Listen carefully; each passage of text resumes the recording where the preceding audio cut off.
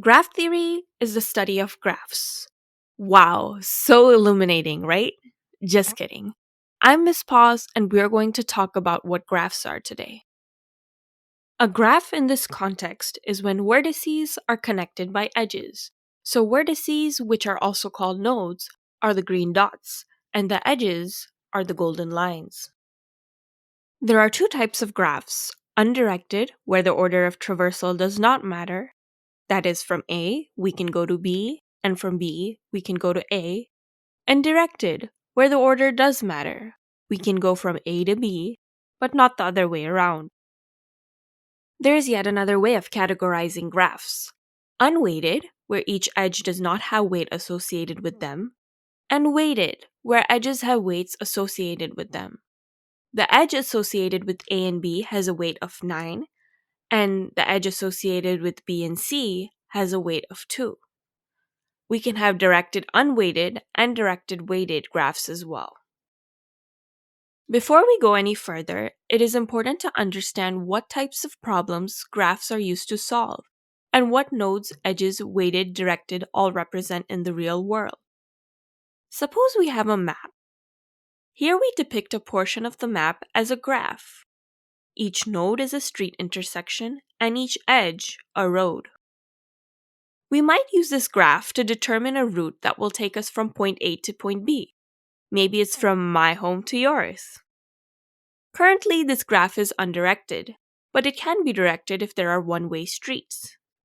The graph is also unweighted, but we can assign weights depending on what we are concerned about.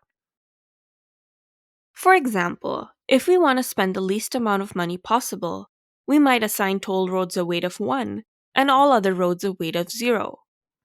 Alternatively, if we want to get to our destination very quickly, we might assign a higher weight to roads that are longer. In each of these cases, we will then find a path between A and B in which our cumulative weights are minimized.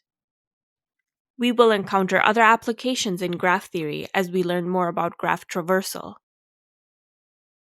In the real-world example, I mentioned that we were trying to find a path between my home to yours. While we use the word path in normal everyday language, I wanted to introduce the technical meaning. A path is when vertices and edges are not repeated in a graph traversal. A goes to B, B goes to C. None of the vertices repeated, and neither did any of the edges. A cycle, on the other hand, is a closed path.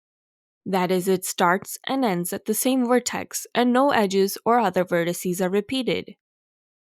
A goes to B goes to C, and C goes back to A. A is repeated. With this preliminary background, we are ready now to learn various graph traversal algorithms and their applications.